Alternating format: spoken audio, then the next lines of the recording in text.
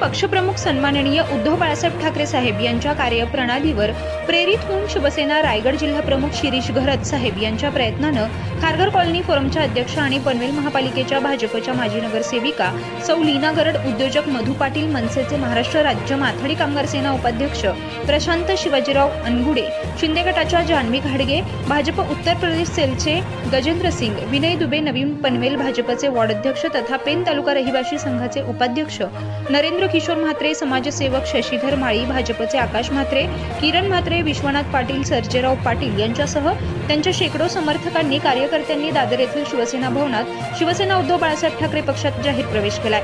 यावेळी शिवसेना नेते तथा कोकण संपर्क नेते सुभाष देसाई, शिवसेना उपनेते विजय कदम, मावळ लोकसभा संघटक तथा भावी खासदार संजोग वाघेरे पाटील, मावळ लोकसभा समन्वयक केसरीनाथ पाटील, शिवसेना जिल्हा संपर्क प्रमुख बबनदादा पाटील, रायगड जिल्हा सल्लागार शिरीष बुटाला, विधानसभा संपर्क प्रमुख वैभव सावंत, विधानसभा समन्वयक प्रदीप ठाकूर, तालुका संपर्क प्रमुख योगेश तांडेल, महानगर समन्वयक दीपक घरत, युवा सेना सहसचिव औचित राऊत, शहर प्रमुख खारघर गुरुनाथ पाटील, उपशहर प्रमुख ज्ञानेश्वर भंडारी, ग्रामीण विभाग प्रमुख दत्ता फडके, महिला आघाडीच्या उपजिल्हा संघटिका सौ रेवती सकपाळ, विधानसभा संघटिका सौ सुजाता कदम, पनवेल तालुका पत्रकार महासंघाचे अध्यक्ष रत्नाकर पाटील, नवीन पनवेल शिवसेनेचे ज्येष्ठ नेते आनंद पाटील यांच्यासह शिवसेना पदाधिकारी मोठ्या संख्येने उपस्थित होते।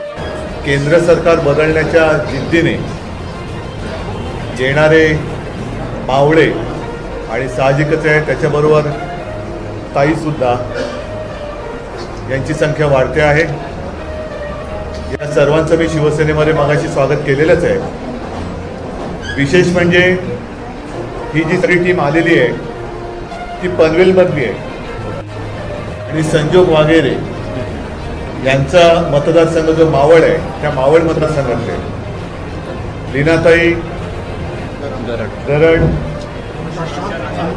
प्रशांत अनगुडे आणि मधु पाटील यासह आणखी काही लोक आले। त्या सर्वांचं मी परत एकदा स्वागत करतोय आणि यांचा प्रवेश होत असताना काही गोष्टी मला आवर्जून सांगायच्या आहेत। कारण निवडणुका म्हटल्यानंतर निवडणुकीच्या तोंडावरती जाहीरनामे जाहीर केले जातात। अनेक अशक्यप्राय वाटणाऱ्या गोष्टी आम्ही करू म्हणून सांगितल्या जातात। त्या सांगत असताना मूळचे जे प्रश्न आहेत ते सोडवणं दूर राहतं आणि भलत्याच काहीतरी गोष्टींना एक समोर करून जनतेची दिशाभूल केली जाते। आज ही सर्व मंडळी शिवसेनेत आल्यानंतर त्यांच्या ज्या काही व्यथा आहेत त्या केवळ त्यांच्या एकट्याच्या व्यथा नाहीत, तर लीनाताई लढतायत, कॉलनी फोरम आहे आणि शिवसेना पण आहे। तिथले जे काही प्रश्न आहेत या प्रश्नाबद्दल अनेकदा आंदोलनं झालेली आहेत, आज देखील आंदोलन सुरू आहे आणि तो महत्त्वाचा प्रश्न म्हणजे तिथला मालमत्ता कर। हा मालमत्ता कर भरू नये असं कोणाचं म्हणणं नाही आहे, पण डबल मालमत्ता कर लावला जातोय। सिडकोकडनं कर वसुली केली जाते। महापालिकेच्या कक्षा रुंदावल्यानंतर मला जे कळलं ते फारच धक्कादायक आहे की महापालिकेकडून तशा कोणत्याही सेवा न देता कर आकारला जातो। म्हणजे ही दुहेरी कर आकारणी जी तिथे चाललेली आहे ही जुलूमशाही आहे आणि त्याच्या विरुद्ध जवळपास 2,80,000 जनतेने गेले कित्येक महिने त्याचा निषेध करत आम्ही डबल कर भरणार नाही असं कोणाचंच म्हणणं नाही, पण डबल कर आम्हाला आमच्याकडनं वसूल केला जातोय आणि हा कर एका बाजूला जुलूम जबरदस्तीने वसूल करताना खास करून लोडांचं जे प्रोजेक्ट आहे कल्याण डोंबिवलीमध्ये, काय त्याचं नाव, पलावा सिटी, त्यांना मात्र करमुक्ती केलेली आहे। तर हा जो काही ही जी काही विषमता आहे त्या विषमतेबद्दल तिथले नागरिक हे सातत्याने आवाज उठवत आहेत आणि मी आज त्यांना सांगितलं की ज्याप्रमाणे मुंबई महापालिकेची 2017ची निवडणूक लढवताना मी मुंबईकरांना वचन दिलं होतं की 500 स्क्वेअर फुटापर्यंत ज्यांची मालमत्ता आहे त्यांना मालमत्ता कर आम्ही रद्द करू, तो मी करून दाखवला।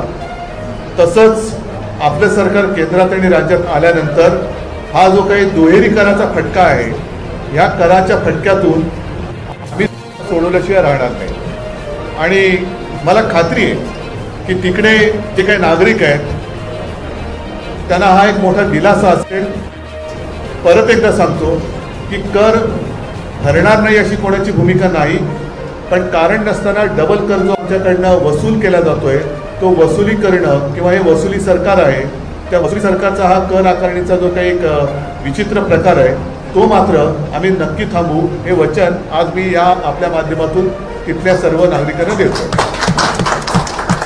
ठीक आहे ना. आणखीन बाकी या सगळ्यांचं स्वागत आहे.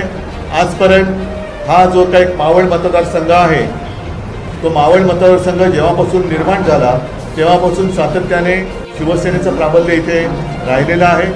आज संजोग वाघेरेंसारखा एक लढवय्या तिकडे उमेदवार पूर्ण ताकदीनिशी लढतो आहे.